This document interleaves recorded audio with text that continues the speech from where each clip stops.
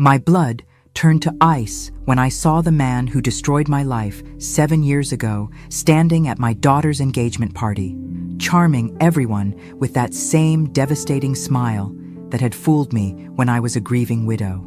I dropped my champagne glass, and it shattered across the marble floor with a sound like my breaking heart. Every guest turned to stare, but I couldn't move, couldn't breathe, couldn't do anything but stare at the ghost from my recent past. If you're watching this, subscribe and let me know where you're watching from. I'm Margaret Hartwell, but everyone calls me Maggie. And at 65, I thought I'd learned to spot predators who prey on vulnerable women. I was wrong. Standing there in my daughter Sarah's pristine living room, surrounded by the elite of Chicago society, I realized the nightmare I'd escaped 7 years ago had just walked back into my life wearing an expensive suit and calling himself Michael Sterling. Sarah rushed over, her wedding dress fitting appointment forgotten in her concern. "Mom, are you okay? You look like you've seen a ghost." Ghost was exactly right. Michael Reynolds, the man who'd nearly destroyed me in 2018, was now my daughter's fiancé. The same piercing blue eyes, the same charming smile, the same calculated way of working a room. At 50, he still had that dangerous appeal that made women forget to be careful. "I'm fine, sweetheart," I lied, my voice barely steady, just clumsy. But I wasn't fine. My mind was racing back to Chicago, 2018, when I was 58 and barely 6 months into widowhood. Robert had died suddenly of a heart attack, leaving me lost and drowning in grief. I'd met Mike Reynolds at a coffee shop near the Grief Counseling Center. He was 42, charming, attentive, with just enough vulnerability to make me feel needed again. For 10 months, he made me feel beautiful, desired, alive again after the numbness of loss. Right up until I discovered he'd been slowly draining the life insurance money Robert had left me. "Mom, let me introduce you properly," Sarah said, her face glowing with happiness. "Michael, this is my mother, Margaret Hartwell." Michael stepped forward, and I watched his face carefully. For just a split second, I saw recognition flicker in those blue eyes. Then it was gone, replaced by the perfect mask of a man meeting his future mother-in-law for the first time. "Mrs. Hartwell," he said, extending his hand with a warm smile. "I've heard so much about you. Sarah talks about you constantly." I forced myself to shake his hand, even as my skin crawled at the contact. "How lovely. And what business are you in, Mr. Sterling?" "Investment consulting," he replied smoothly. "I help people make smart decisions with their money." The irony was so thick I nearly choked on it. Of course he was still in the business of separating people from their money. Some things never changed. "How did you two meet?" I asked, my voice artificially bright. Sarah beamed. "At the gym!" Michael was so persistent, asking me out for 3 weeks before I finally said yes. Persistent. That was one word for it. I remembered how persistent he'd been with me too, showing up at the Grief Counseling Center, offering comfort, understanding, patience. As the evening wore on, I watched him work the room with practiced ease. He remembered everyone's names, asked about their children, their businesses, their interests. It was masterful, really. If I didn't know what he was capable of, I might have been impressed, but I did know. And watching him charm my daughter's friends and colleagues made me sick to my stomach. When the party finally ended and Sarah walked me to my car, she was practically vibrating with happiness. "Isn't he wonderful, Mom?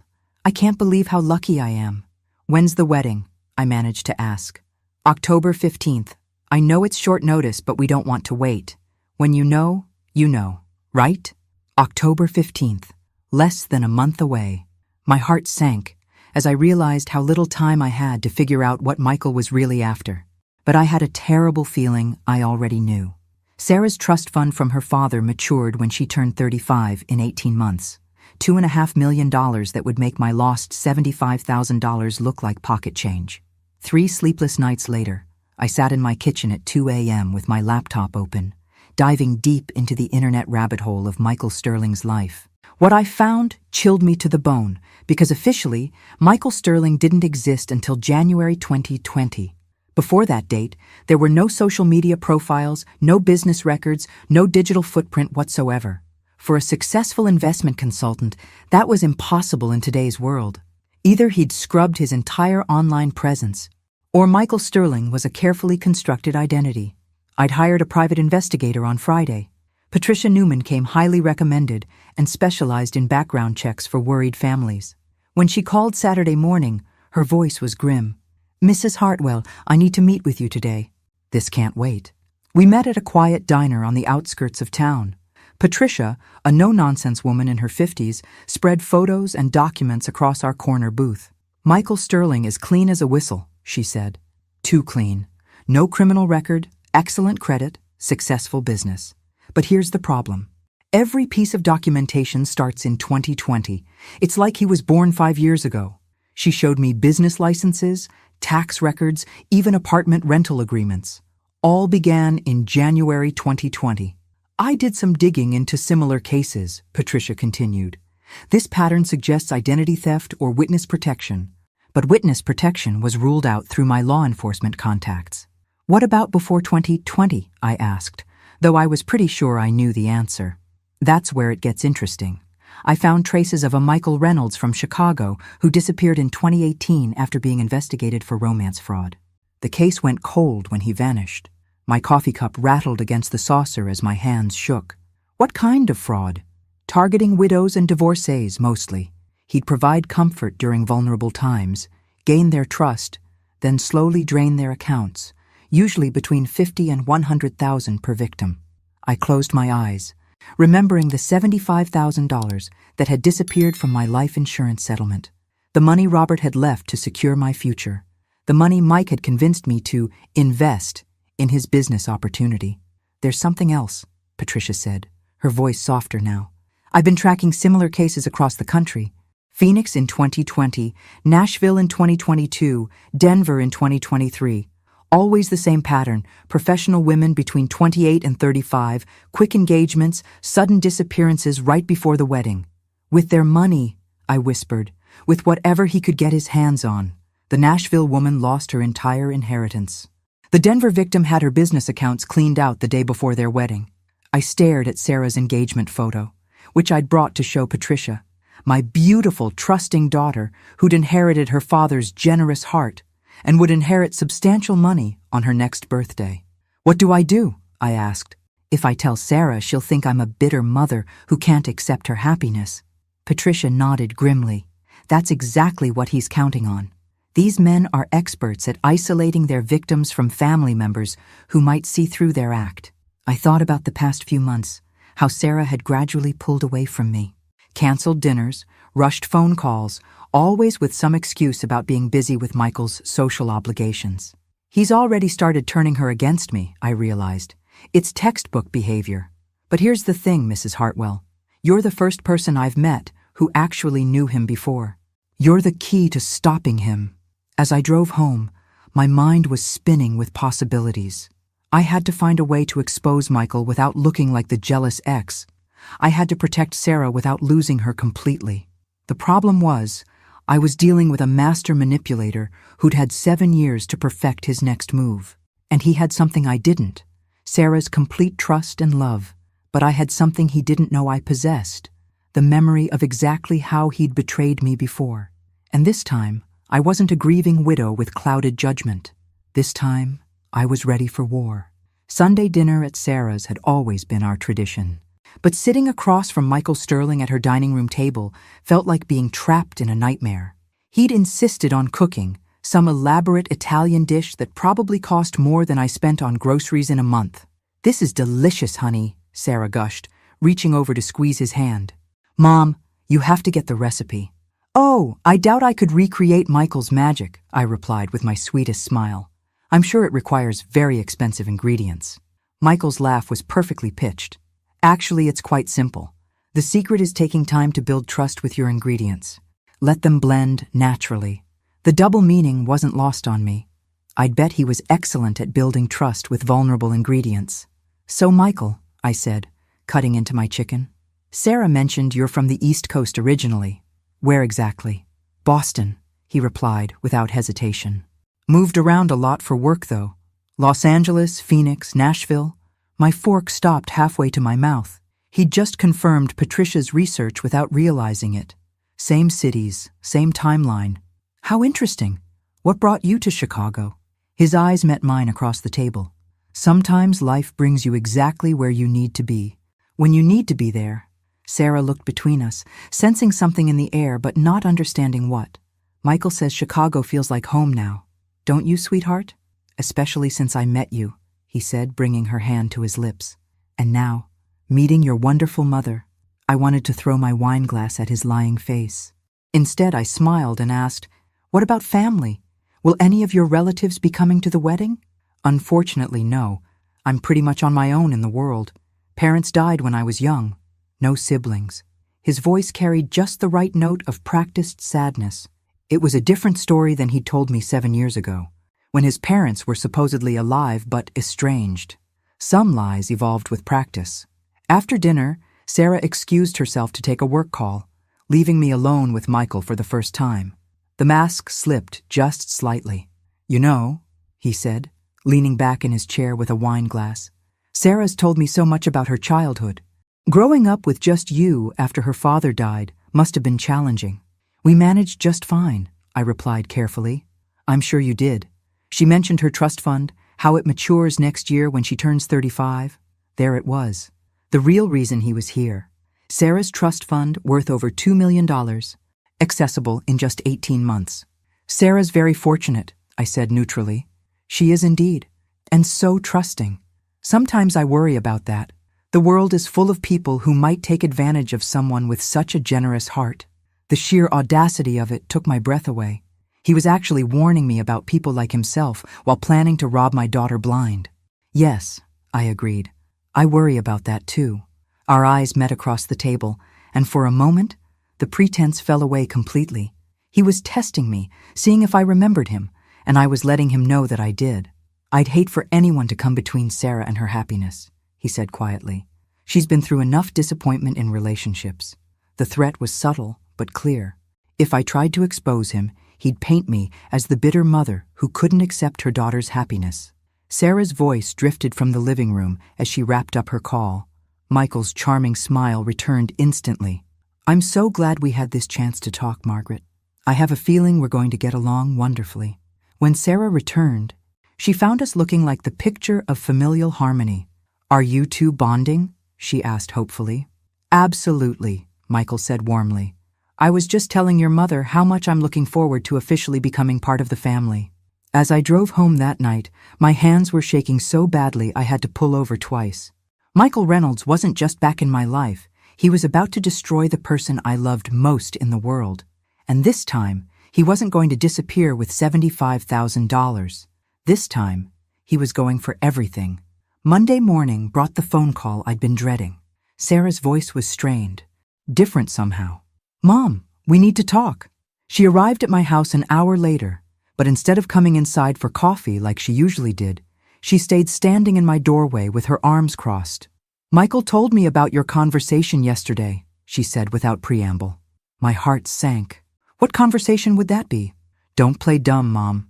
The way you interrogated him at dinner, asking all those invasive questions about his family, his past. He said you seemed almost suspicious of him." I kept my voice level. "I was just getting to know him better. Isn't that what mothers do?" "Not like that. You were practically giving him the 3rd degree." Sarah's eyes flashed with anger I'd rarely seen directed at me, and then making comments about expensive ingredients and where he's from.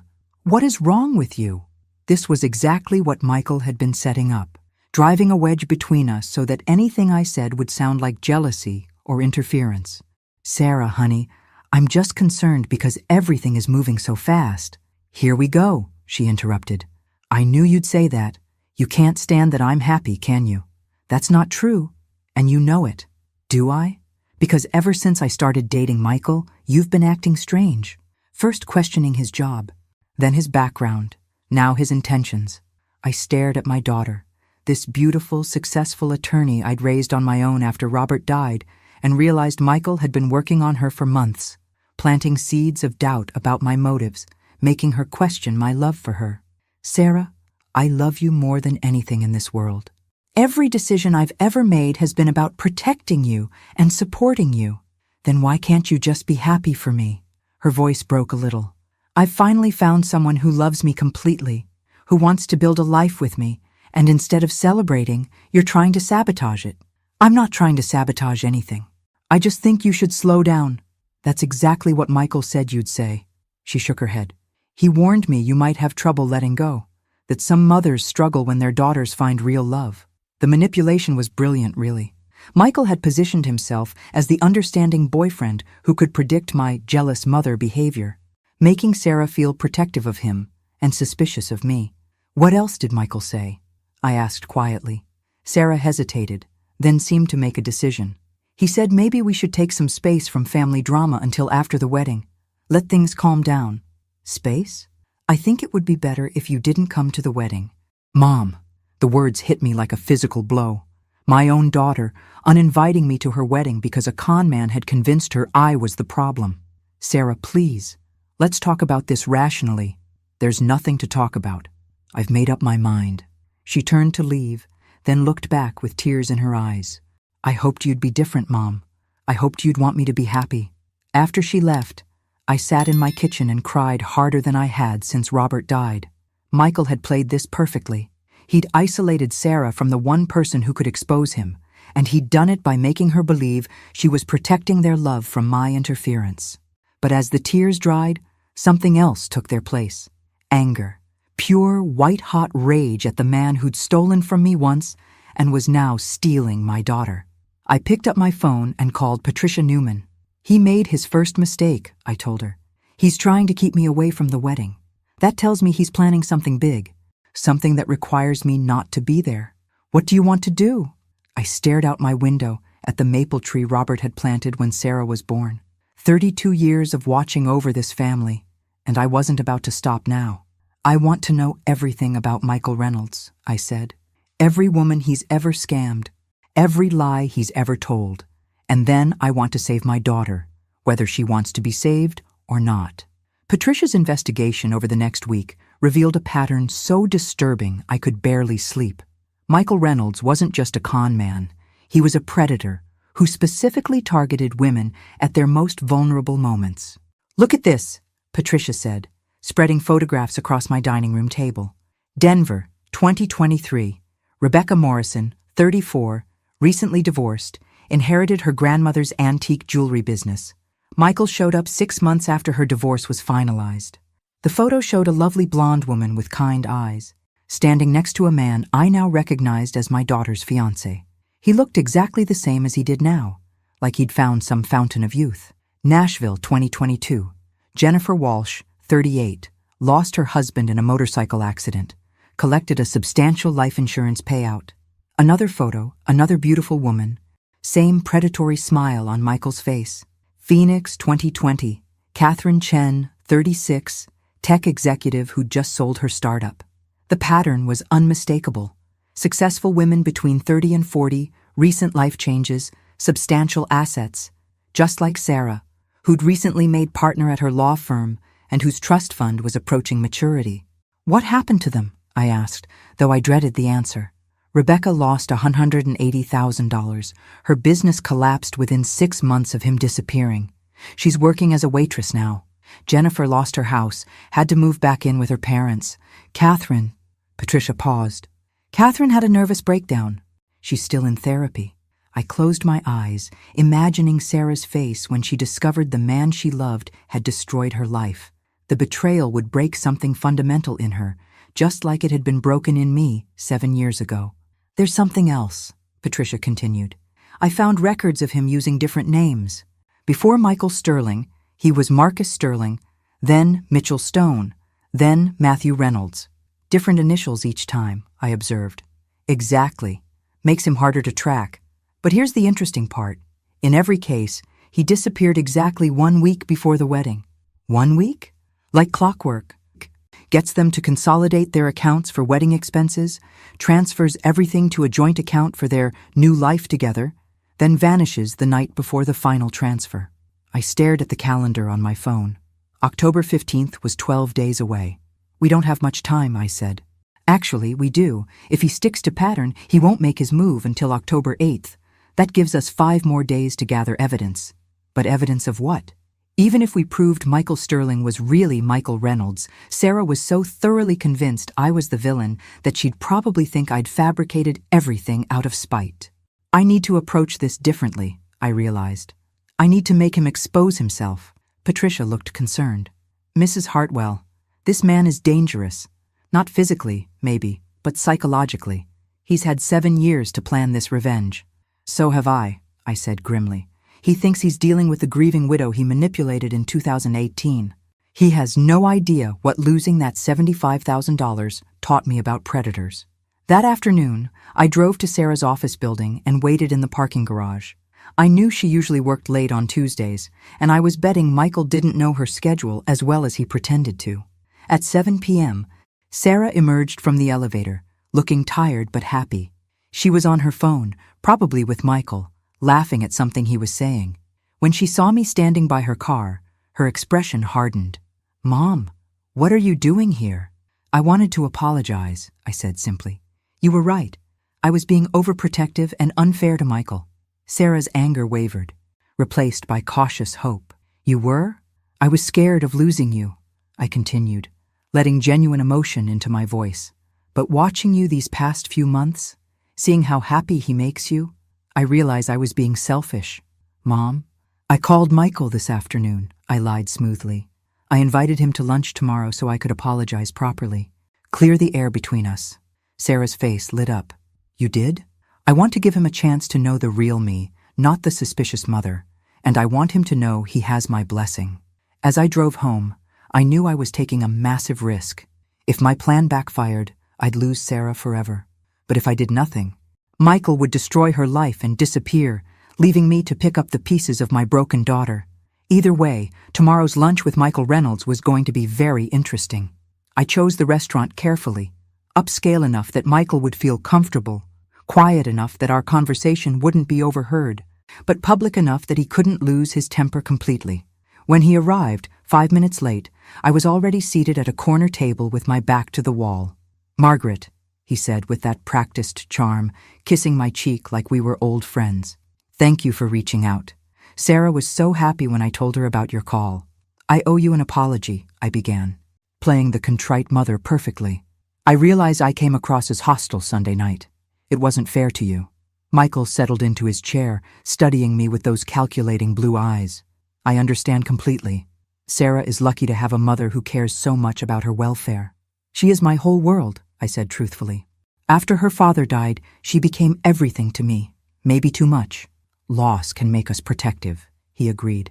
"But Sarah is a grown woman, capable of making her own decisions about love." The waiter came and went, leaving us with wine and small talk about the weather. I waited until Michael seemed relaxed before I made my first move.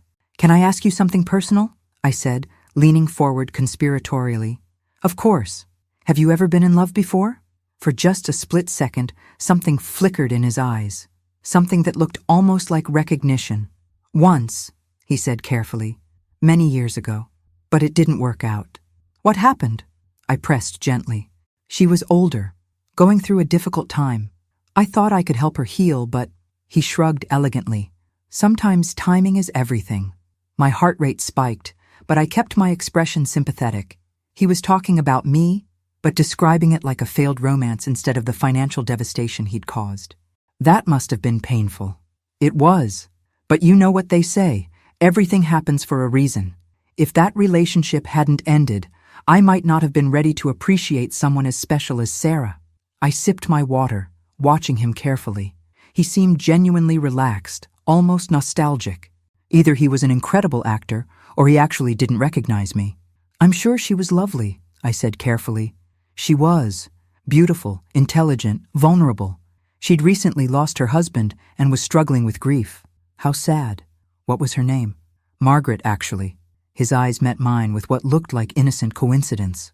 "Margaret Thompson, though she went by Maggie. Funny how life works, isn't it? Here I am, about to marry the daughter of another Margaret." The blood drained from my face so quickly I thought I might faint. He knew.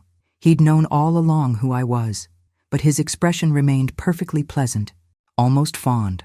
Small world, isn't it? I stared at him, my mind racing. When had he figured it out? The engagement party?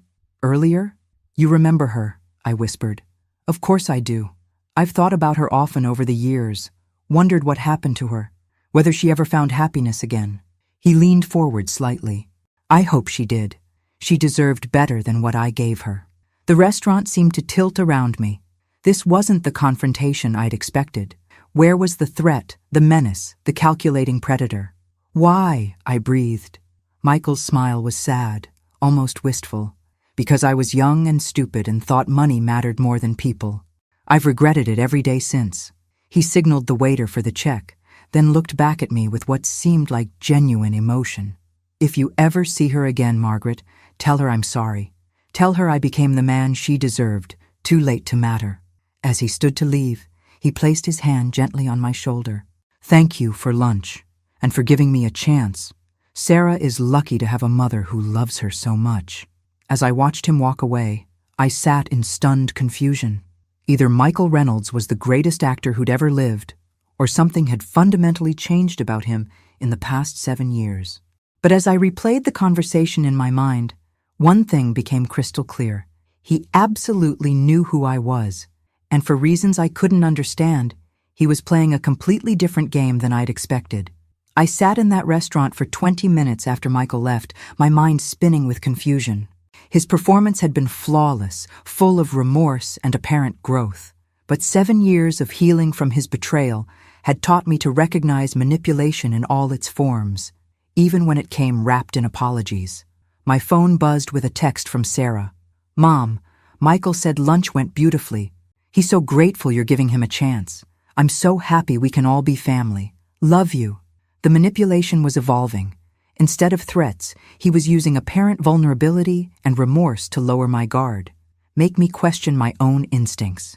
I drove straight to Patricia's office. She took one look at my face and knew something had shifted. He's playing a completely different game, I said, and told her everything about lunch. Patricia frowned. The reformed bad boy angle, that's sophisticated. But he definitely knew who I was? Absolutely.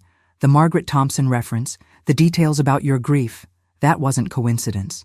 He's been planning this approach since he identified you. I paced her office. So what's his real endgame? If he's genuinely changed, why target Sarah specifically? Because he hasn't changed, Maggie.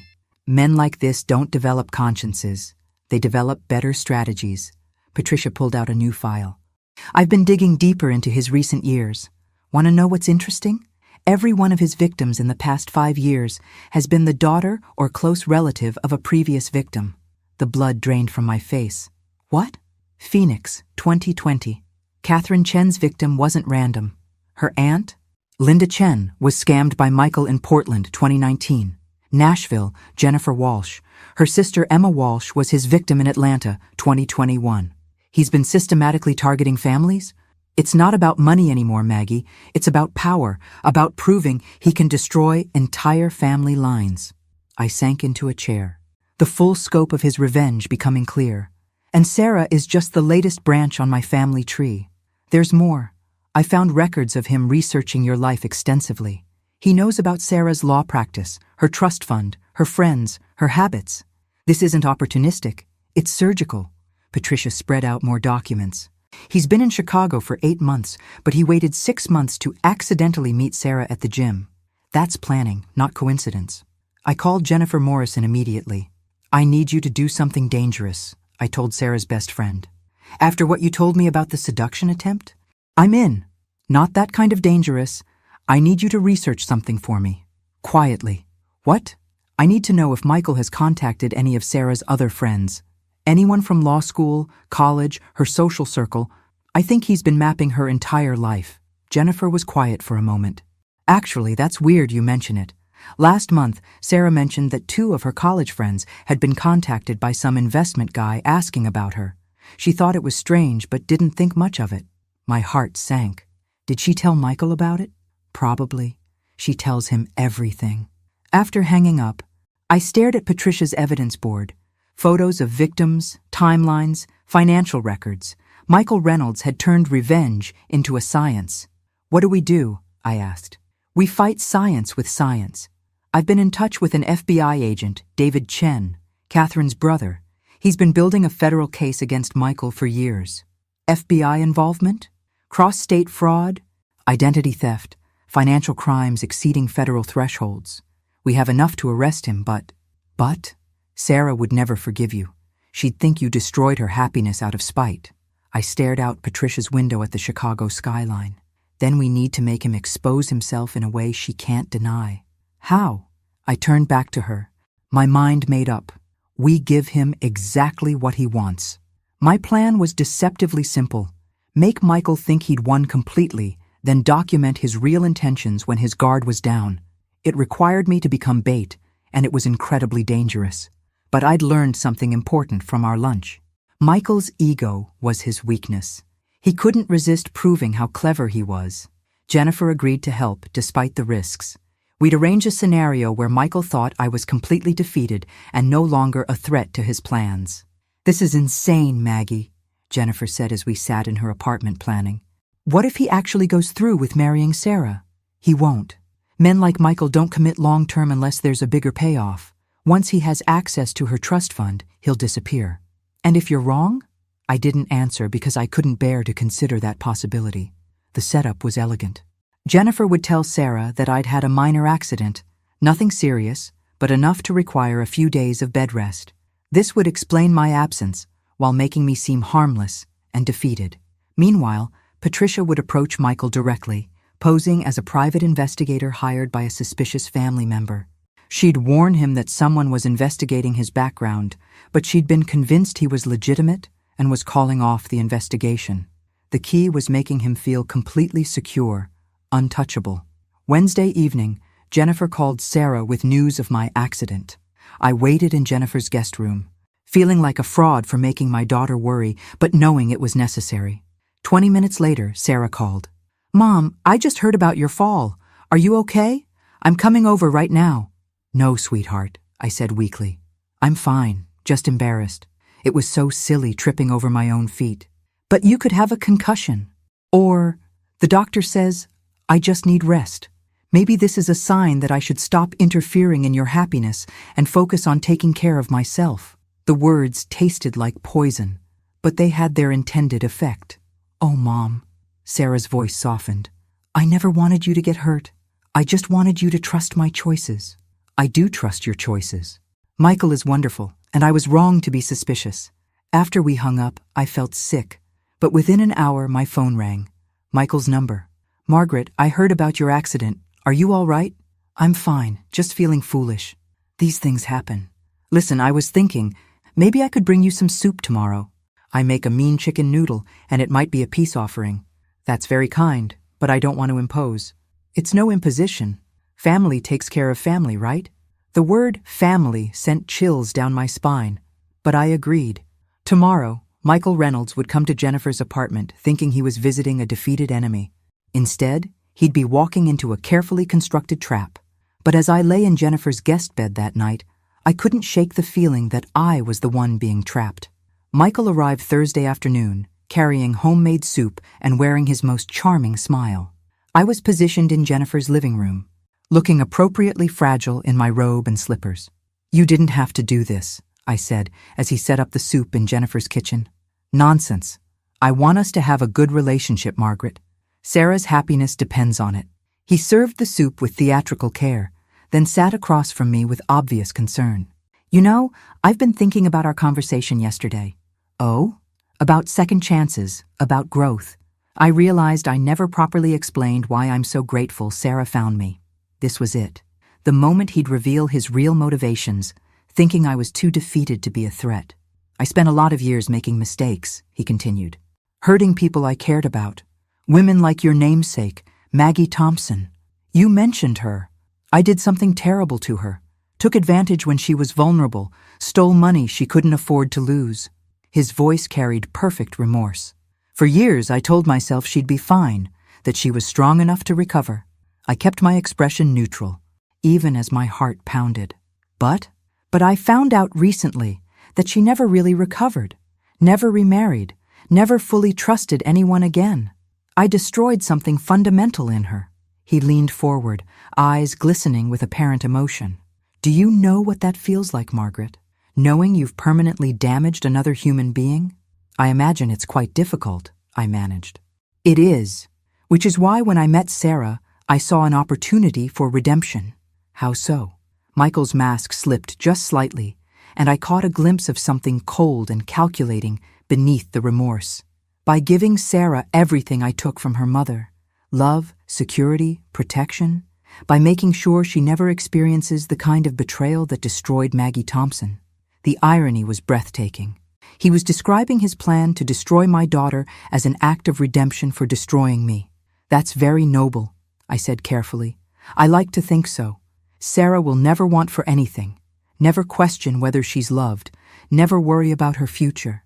Because you'll take care of everything? Exactly. Her finances, her decisions, her connections. I'll protect her from every possible source of harm, including me, I realized. He wasn't planning to steal Sarah's money and disappear. He was planning something much more sinister, complete control. Turn her into a psychological prisoner while looking like the perfect husband.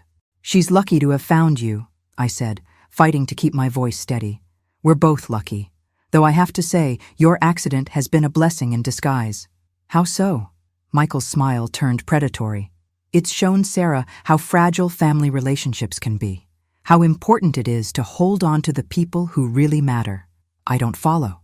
Well, if something were to happen to you, another fall, a health scare, anything really, Sarah would need someone strong to lean on, someone who could help her through the grief and guide her decisions during such a difficult time. The threat was clear. He wasn't just planning to isolate Sarah from me, he was planning to eliminate me entirely.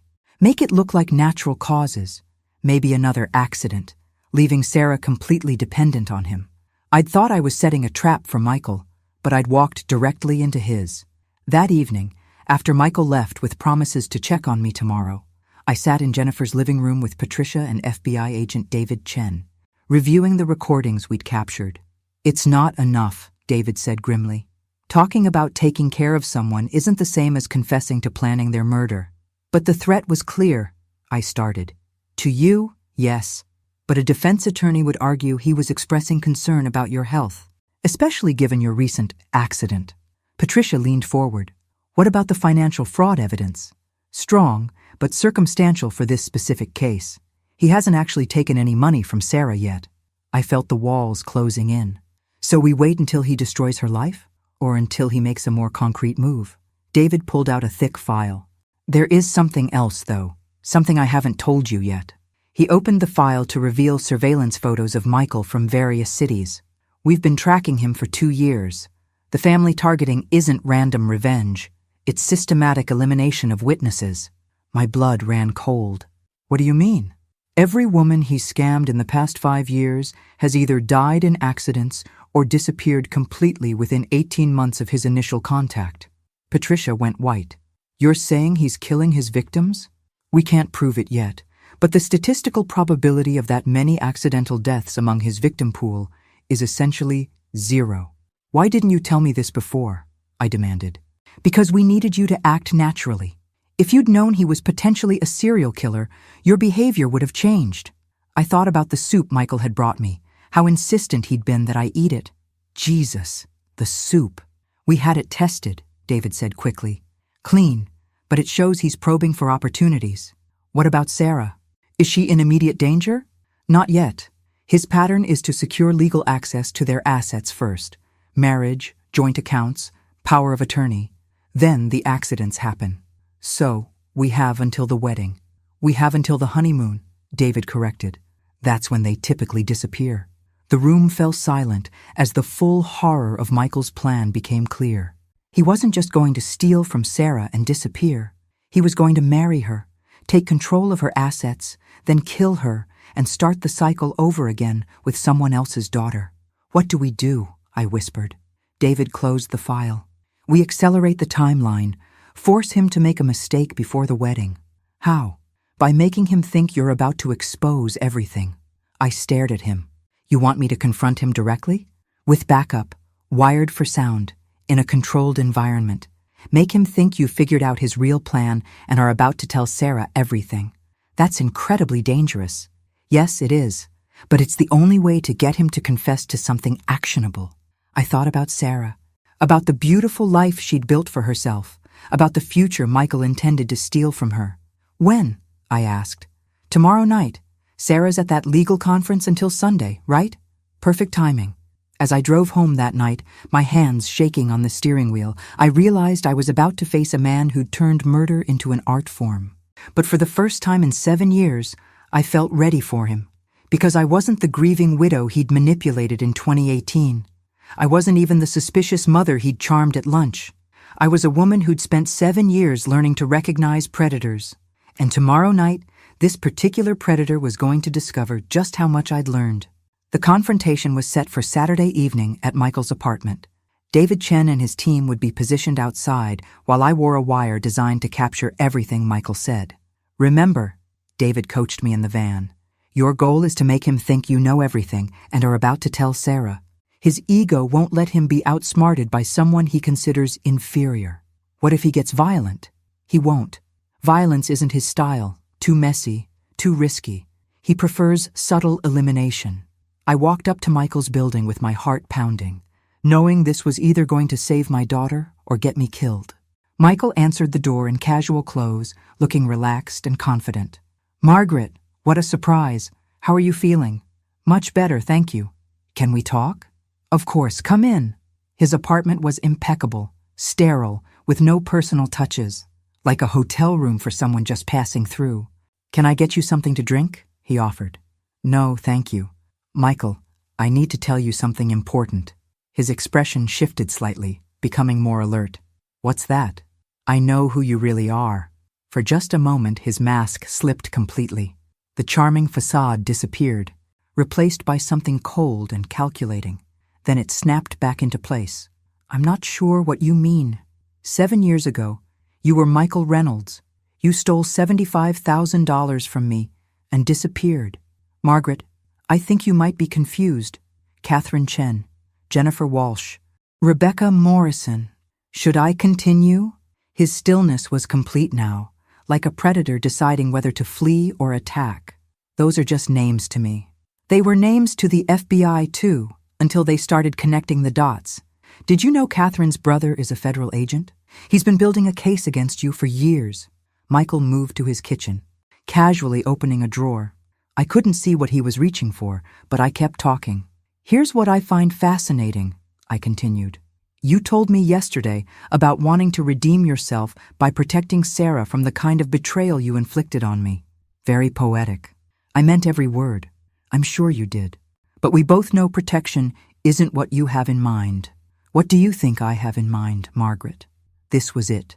The moment that would either expose him or end my life. I think you're going to marry my daughter, gain control of her assets, then arrange a tragic accident during your honeymoon, just like you've done with every other woman who trusted you. Michael's hand stopped moving in the drawer.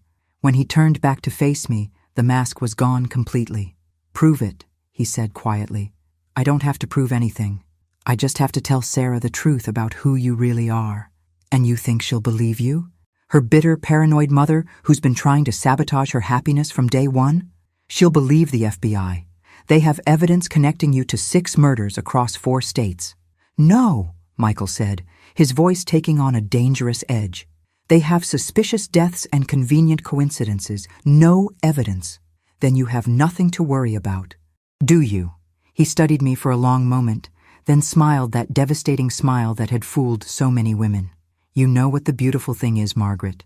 Even if you tell Sarah everything, even if she believes you, it won't matter. Why not? Because she's already signed the paperwork transferring her trust fund to a joint account. As her fiancé, I have legal access to everything. My blood ran cold. What paperwork? The premarital financial planning documents. She was so touched that I wanted to ensure our financial security together. His smile widened. $2.7 million. Accessible Monday morning. She would never. She would. And she did. Because she loves me completely and trusts me with her future. The FBI team chose that moment to burst through the door. Michael barely flinched as they surrounded him, weapons drawn. Michael Reynolds, you're under arrest for fraud, identity theft, and conspiracy to commit murder. As they cuffed him, Michael looked back at me one last time. You were too late, Maggie. By the time Sarah discovers what I've taken, I'll be untouchable. But he was wrong, because while he'd been planning his perfect crime, Sarah had been planning something too. "Actually," came a voice from the doorway, "you were the one who was too late." Sarah stepped into the apartment, flanked by 2 more FBI agents. Her face was cold with fury, but her voice was steady. "I never signed any financial documents, Michael. The papers you had me sign were fake, props provided by the FBI. My trust fund is exactly where it's always been." Michael's confidence cracked completely. "That's impossible." "What's impossible," Sarah said, "is that you thought I wouldn't notice my own mother conducting a surveillance operation. Did you really think I didn't know she was staying at Jennifer's? That I wouldn't figure out why?" She looked at me with tears in her eyes but steel in her voice. "I've known something was wrong for weeks. I just needed proof." 2 years later, the man we'd known as Michael Reynolds was sentenced to life in prison for 6 counts of first-degree murder and multiple counts of federal fraud. His real name was Marcus Webb, and his victims stretched back nearly 15 years. Sarah returned to her life stronger and more cautious, having learned that love without verification is just vulnerability. She eventually met someone worthy of her trust, but she never made another financial decision without asking my opinion first. And me? I learned that sometimes the best way to protect the people you love isn't to shield them from the truth. It's to trust them to handle it when the time is right. Some battles require a mother's fierce protection, but some require teaching your child to fight alongside you. Either way, family wins in the end. Thanks for listening. Don't forget to subscribe and feel free to share your story in the comments. Your voice matters.